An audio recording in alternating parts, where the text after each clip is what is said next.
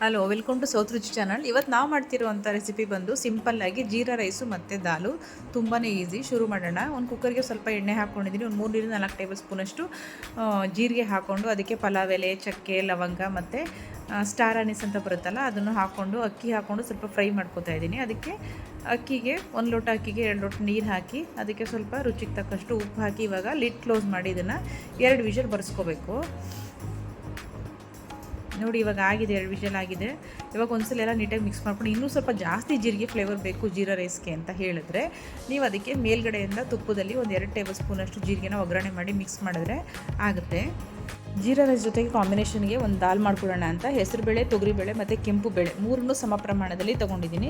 ಇದಕ್ಕೊಂದು 2 ಹಸಿಮೆಣಸಿನ್ಕಾಯಿನ ಕಟ್ ಮಾಡಿ ಹಾಕ್ಕೊಂಡಿದ್ದೀನಿ. ಸ್ವಲ್ಪ ಅರಿಶಿನ ಪುಡಿ ಮತ್ತು 1-2 ಗ್ಲಾಸಷ್ಟು ನೀರು ಹಾಕ್ಕೊಂಡು 1 ಟೇಬಲ್ ಸ್ಪೂನಷ್ಟು ಎಣ್ಣೆ ಹಾಕಿ ಇದನ್ನು 3 ವಿಷಲ್ ಬರ್ಸ್ಕೊಂಡಿದ್ದೀನಿ. ನೋಡಿ, ಚೆನ್ನಾಗಿ ಬೆಂದೋಗಿದೆ. ಇವಾಗ ಒಂದು ಯಾವುದ್ರಲ್ಲಾರೋ ನಿಮ್ಮ ಹತ್ರ ಮನೇಲಿ ಯಾವುದಿರುತ್ತೆ ಅದರಲ್ಲಿ ನೀವು ಅದನ್ನು ಚೆನ್ನಾಗಿ ಸ್ಮ್ಯಾಶ್ ಮಾಡ್ಕೊಳ್ಳಿ. ಚೆನ್ನಾಗಿ ಸ್ಮ್ಯಾಶ್ ಆಗಿದೆ. ಇವಾಗ ಒಂದು ಬಾಣಲಿ ಇಟ್ಕೊಂಡು ಸ್ವಲ್ಪ ಎಣ್ಣೆ ಹಾಕ್ಕೊಳೋದಕ್ಕೆ 1 ಮೀಡಿಯಮ್ ಸೈಜ್ ಈರುಳ್ಳಿ ಕಟ್ ಮಾಡಿ ಹಾಕ್ಕೊಂಡಿದ್ದೀನಿ. ಈರುಳ್ಳಿ ಸ್ವಲ್ಪ ಬೆಂದಾದಮೇಲೆ ಅದಕ್ಕೆ 1 ಟೊಮೊಟೊನ ಕಟ್ ಮಾಡಿ ಹಾಕ್ಕೊಂಡಿದ್ದೀನಿ. ಟೊಮೊಟೊನು ಕೂಡ ಸ್ವಲ್ಪ ಸಾಫ್ಟ್ ಆಗಬೇಕು, ಅಲ್ಲಿ ತನಕ ಫ್ರೈ ಮಾಡ್ಕೊಳ್ಳಿ. ಇವಾಗ ಆಗಿದೆ.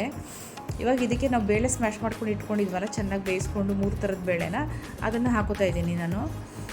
ಒಂದು ಸ್ವಲ್ಪ ಗಟ್ಟಿಗೆ ಮಾಡ್ಕೊಳ್ಳಿ. ನಾನು ಸ್ವಲ್ಪ ತೆಳುವಾಗಿ ಮಾಡ್ಕೋತಾ ಇದ್ದೀನಿ. ನಮ್ಮನೆ ತೆಳುವಾಗಿ ಮಾಡಿದ್ರೆ ಇಷ್ಟಪಡ್ತಾರೆ, ಹಾಗಾಗಿ ಇವಾಗ ಅದಕ್ಕೆ ಎಣ್ಣೆ ಹಾಕ್ಕೊಂಡು ಒಂದು ಒಗ್ಗರಣೆ ಹಾಕ್ಕೊಳ್ಳೋಣ.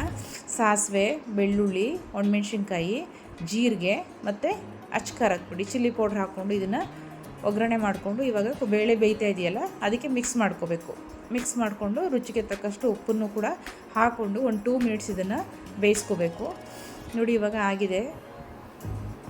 ದಾಲ್ ಅಂತ ಹೇಳ್ತಾರೆ, ತುಂಬಾ ಚೆನ್ನಾಗಿರುತ್ತೆ. ಜೀರಾ ರೈಸ್ ಜೊತೆಗೆ ತುಂಬ ಒಳ್ಳೆ ಕಾಂಬಿನೇಷನು. ನೀವು ಒಂದ್ಸಲ ಟ್ರೈ ಮಾಡಿ. ತುಂಬ ಈಸಿ ರೆಸಿಪಿ ಮತ್ತು ಬೇಗ ಕೂಡ ಆಗುತ್ತೆ. ಎಲ್ಲರೂ ತುಂಬ ಇಷ್ಟಪಡುವಂಥ ರೆಸಿಪಿ ಇದು. Thanks for watching.